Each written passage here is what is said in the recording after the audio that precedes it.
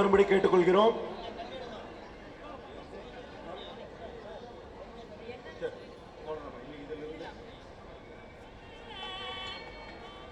நாசர் அவர்களுக்கும் சிவகுமார் அவர்களுக்கும் விஷால் அவர்களுக்கும் காந்தி சிறிய விக்கிரகத்தை, காந்தியடிகளின் சிறிய விக்கிரகத்தை தரணும் என்று ஆசைப்படுகிறார்.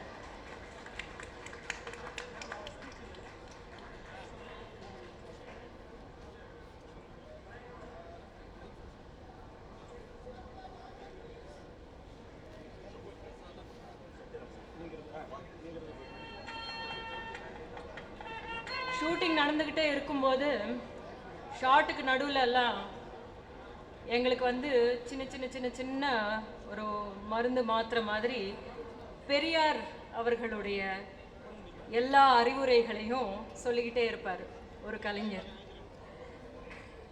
அந்த கலைஞரை திரு சத்யராஜ் அவர்களை பேச அழைக்கிறேன்.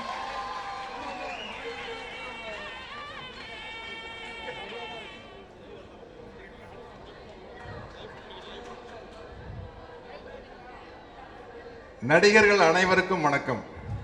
ஏன் நடிகர்கள் அனைவருக்கும் வணக்கம் சொன்னா, நாடக நடிகர் சினிமா நடிகர்னு பிரிச்சு பார்க்கறத முதல்ல நிறுத்தணும். தென்னிந்திய நடிகர் சங்கம் ஏன்னா அதை பிரிச்சு பார்க்கல என்ன வருதுன்னா, என்னமோ வந்து சினிமா நடிகர்கள் உசந்தவங்க, நாடக நடிகர் தாழ்ந்தவங்கிற மாதிரி ஒரு மாயை உருவாக்கப்படுது.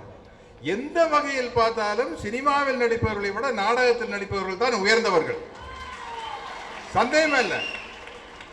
இங்கே ஒரு டேக்குக்கு 7 டேக் வாங்கலாம். இப்போ நான் மொழி தெரியாத படத்துல எல்லாம் நடிச்சிருக்கிறேன், எனக்கு ப்ராம்ப்டிங் பண்ணலாம், அதோட கட் பண்ணிக்கலாம்.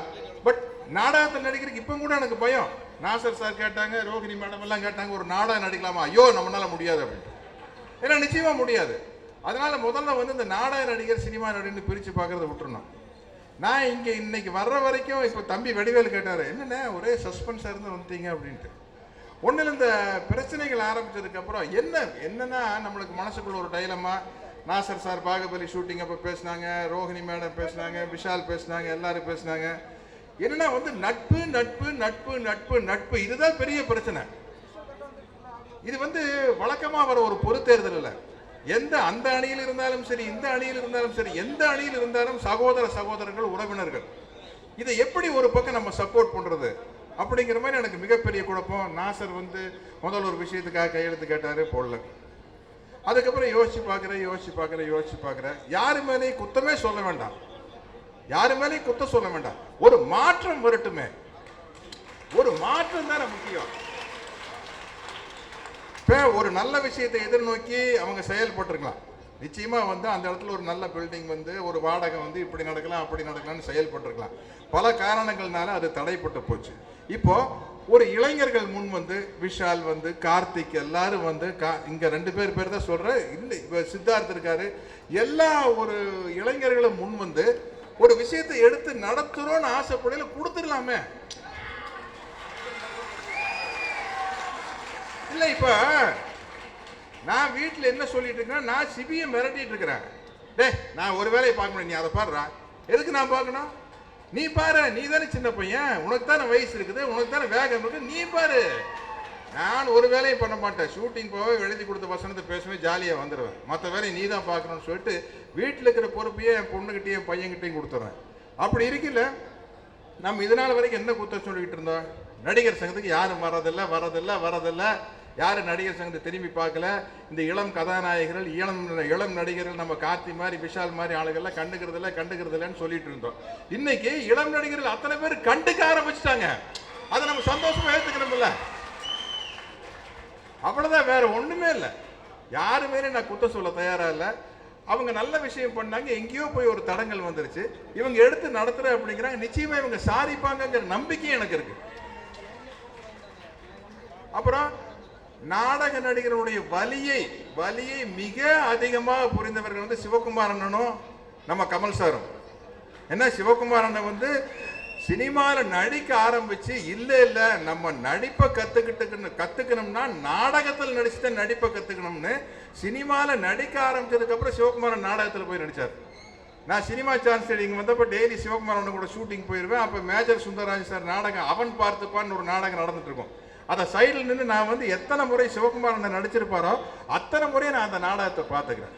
அதே மாதிரி கமல் சார் வந்து அவை சண்முகம் ஐயாவுடைய நாடகத்தில் தான் அவர் தன்னுடைய நடிகை வாழ்க்கையை ஆரம்பித்தவர். அப்படிப்பட்ட சிவகுமாரன் கமல் சார் மலுக்கையில் நாடக நடிகர்களை எப்படி கைவிடுவாங்க? விடவே மாட்டாங்க. இன்னைக்கு வந்து எனக்கு ரொம்ப யோசனையாக இருந்தது. நாசர் பேசினார். கடைசியாக வந்து நான் ஒரே ஒன்று நினச்சேன், சரி நட்புக்குள்ளே நம்ம எந்த பகையும் வச்சுக்க வேண்டாம், நட்புக்குள்ள பிரச்சனைகள் வேண்டாம். நம்ம வந்து கார்த்திக்கு கையெழுத்து மட்டும் போட்டுருவோம். கார்த்திக் பொருளாளராக நிற்கிறார், அதுக்கு ஒரு எக்ஸ்கியூஸ் இருக்குது. கார்த்திக் எங்கள் வீட்டு புள்ள, சிவகுமாரன் புள்ள, கேட்க நான் எப்படிப்பா போகலாம்னு. அப்புறம் இப்படியெல்லாம் சொல்லி தப்பிச்சுக்கிறது வந்து எனக்கே வந்து மனசாட்சிக்கு விரோதமாக நடக்கிற மாதிரி இருக்குது. எனக்கு அது வந்து ஒரு கோழைத்தனமாக பட்டுது. அப்போ ஒரு விஷயத்தில் வந்து தெரிஞ்சவங்க சொந்தம் பந்தம் எப்படி பார்த்தாங்க கூட ஏதோ ஒரு முடிவு எடுத்தாங்கன்னு இல்லையா?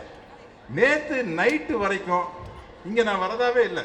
நேற்று நைட்டு தான் நான் கார்த்திக்கு கையெழுத்து போட்டேன். கார்த்திக்கு கையெழுத்து போட்டப்போ கூட கார்த்திக் கூட பெருந்தன்மையாக சொல்கிறப்பில்ல, மாமா பாருங்க உங்களுக்கு சௌரியப்பட்டா வாங்க, நீங்கள் வந்தே ஆகணும்னு சொல்ல கார்த்திக். பாருங்க உங்களுக்கு எப்படி இப்போ உங்களுக்கு மனசுக்கு சௌரியமாக இருந்தால் கன்வீனியண்ட்டாக இருந்தால் வாங்க அப்படின்னு தான் கார்த்திக் சொன்னார். யோசிச்சேன். இது ஒரு தருணம்.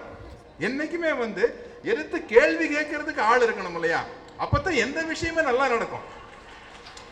எடுத்து கேள்வி கேட்கறதுக்கு ஆள் இருந்தா தான் வெற்றி தோல்வியெல்லாம் அப்புறங்க. ஜெயிச்சாலும் சரி தோத்தாலும் சரி, ஒரு தேர்தல் வருது, 4 பேர் ஜெயிப்பாங்க 4 பேர் தோப்பாங்க, இதுல என்ன ஆயிரப்போகுது?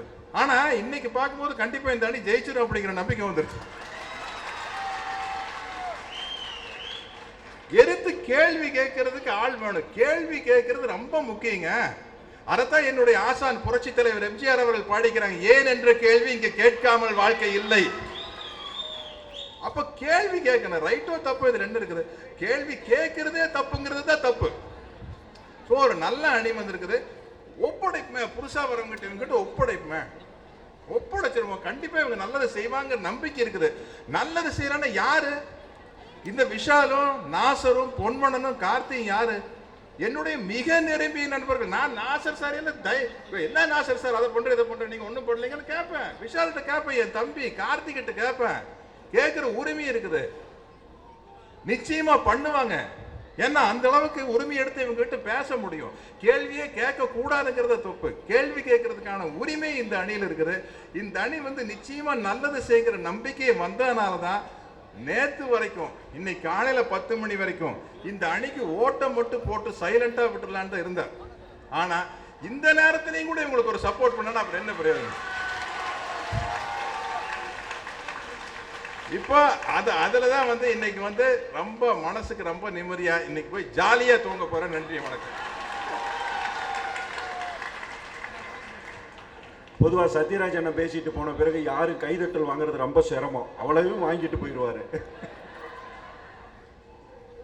அண்ணன் பாலையா அண்ணனுடைய சகோதரர்,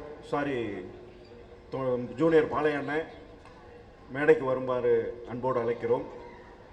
அத்துடன் மேடையில் வந்து அமர்ந்திருக்கக்கூடிய எங்களுடைய மூத்த கலைஞர் PS சரோஜம்மா அவர்களை நாங்கள் வருக வருக என்று அன்போடு அழைக்கிறோம்.